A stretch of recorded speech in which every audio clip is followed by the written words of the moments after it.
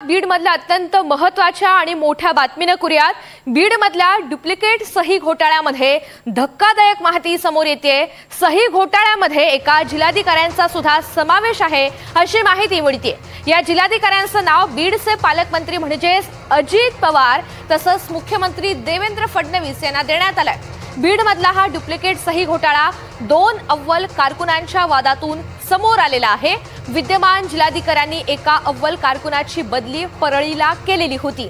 दरम्यान बदली झाल्यानंतर सुद्धा तो अव्वल कारकुन बीडमध्येच राहत होता। जुन्या फाईलवर लवादाच्या खोट्या नोंदी करत होता आणि त्यातून त्याचा वाद नव्या अव्वल कारकुनासोबत झाला। या अव्वल कारकुनानं जिल्हाधिकाऱ्यांना ही माहिती दिली आणि त्यानंतर टेक्नो सावी असलेल्या जिल्हाधिकाऱ्यानं 5 जणांचे फोन ताब्यात घेऊन सीडीआर काढले, चॅट तपासले आणि त्यानंतर हा संपूर्ण घोटाळा समोर आलेला आहे। अधिकची माहिती जाणून घ्यायला राहुल कुलकर्णी आपल्या सोबत आहेत। राहुल, हा एकंदरीतच प्रकार नेमका काय आहे आणि नेमक्या कोणकोणत्या गोष्टींमधून बाबी समोर आल्यात? विवेक जॉन्सन नावाचे नवीन जिल्हाधिकारी बीडला जॉईन झाले मार्च एप्रिल मध्ये। त्याच्यानंतर त्यांच्या असं लक्षात आलं की काही लोक हे अत्यंत गैरशिस्तीचं काम करतायत आणि मग गेवरा इथल्या एका घटनेमध्ये त्यांनी कारवाई केली। त्यावेळेला तिथे असलेल्या महसूल कर्मचाऱ्याच्या संघटनेचा प्रमुख आहे हांगे अव्वल कारकुन, त्यांनी जिल्हाधिकाऱ्यांबद्दल आंदोलन केलं आणि ते म्हणाले की काय जिल्हाधिकारी तर येतात जातात, आम्ही तर इथलेच आहोत। ही गोष्ट विवेक जॉन्सन यांना कळली। त्यांनी या अव्वल कारकुनाची बदली केली परळीला। त्याच्यानंतर हा अव्वल कारकुन परळीला काही जॉईन झालाच नाही। जरी तो तिकडे होता तरी तो सतत जिल्हाधिकारी कार्यालयात दिसायचा आणि ह्या ज्या भूसंपादनाच्या फायली आहेत त्याच्यामध्ये हस्तक्षेप करायचा। आता ह्या अव्वल कारकुनाच्या जागेवरती आला होता दुसरा अव्वल कारकुन पाटील, त्याला काय ते खपलं नाही। त्याला लक्षात आलं की अरे हा हांगे पुन्हा तेच काम करतोय आणि त्या पाटलांनी जाऊन सांगितलं की साहेब तो हांगे जो आहे ना त्यांनी असं असं केलेलं। म्हणजे काय केलं तर जेव्हा विवेक जॉन्सननी आपणच दिलेल्या भूसंपादनाच्या निवाड्याचे, कारण लवाद हा जिल्हाधिकाऱ्यांचा असतो भूसंपादनासंदर्भात, जेव्हा त्याच्या संचिका म्हणजे फाईल चेक केला तेव्हा लक्षात आलं त्याने की आपण 10 निर्णय दिले असते तर ह्यांनी अधिकचे 20 निर्णय घेतलेत, आपल्या खोट्या सह्या आहेत तिथे। आणि हे याच काळात नाही झालं तर ते आधीच्या काळात झालेलं आहे। आणि तिथे बीडमध्ये यापूर्वी कार्यरत असलेल्या एका जिल्हाधिकाऱ्यांचा सुद्धा या घोटाळ्यामध्ये सहभाग आहे हे या विवेक जॉन्सन यांच्या लक्षात आलं।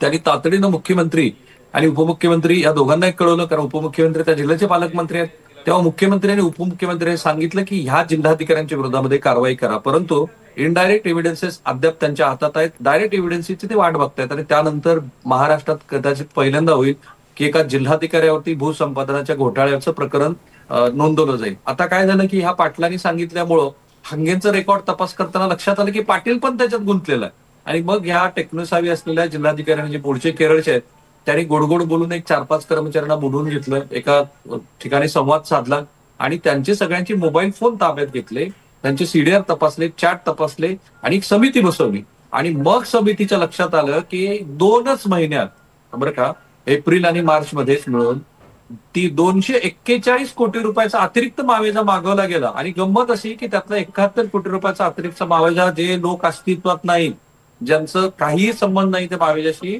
त्यांना 71 कोटी रुपये वाटप पण करण्यात आले। आता प्रश्न क्रमांक 1 आहे एनडीटीव्हीचा की हे जर मार्च आणि एप्रिल एवढ्याच 2 महिन्यातल्या 241 कोटीचं प्रकरण आहे तर आधीचं किती मोठं प्रकरण आहे। आणि ह्या जिल्हाधिकाऱ्यांनीच ते एकानी ज्यांचं नाव आता समोर होते तेच त्यात सहभागी होते का महसूल मधली अनेक यंत्रणा सहभागी होती। आणि दुसरं महत्वाचं ऋतुजा, हे जर 2 अव्वल कारकुनाची भांडणं नसती झाली या पैसे घेण्याच्या व्यवहारावर तर महाराष्ट्राला कळलं असतं का? कारण असंच एक प्रकरण जालन्यामध्ये झालं, तिथल्या एका तलाट्यांच्या 2 बायकांमध्ये भांडणं होती, एक आवडती होती आणि एक नावडती होती। आणि ही कथा नाही, ही खरी कहाणी आहे। तर आवडत्या बायकोच्या नावावरती 50 लाख रुपये वळते केले, नावडत्या बायकोच्या नावावरती 10 लाख रुपये वळती केले। त्यातनं त्या 2 बायकात वाद झाले, ते पोलीस स्टेशनला गेले आणि म्हणजे तुम्हाला आश्चर्य वाटेल की त्या घोटाळ्यात 100 कोटी रुपये अशाच पद्धतीने शेतकऱ्यांच्या नावावरती वळवण्यात आले, ते लक्षात आलं। म्हणजेच काय, कुटुंबातल्या वादात जालन्यामध्ये पण घोटाळा उघडकीस आला आणि ह्या 2 अव्वल कारकुनाच्या वादात बीड मधला घोटाळा उघडकीस आला। म्हणजे महाराष्ट्रात काय चाललंय आणि किती सैरभैर प्रशासन आहे त्याचं एक आणखी उत्तम उदाहरण आहे। बरोबर, या घोटाळ्याच्या निमित्तानं अनेक प्रश्न सुद्धा राहुल उपस्थित होतात आणि आता थेट ही सगळी माहिती मुख्यमंत्री आणि उपमुख्यमंत्री तसंच पालकमंत्र्यांना सुद्धा देण्यात आले। कारवाई काय होणार हे पाहायचंय। धन्यवाद सविस्तर माहितीसाठी।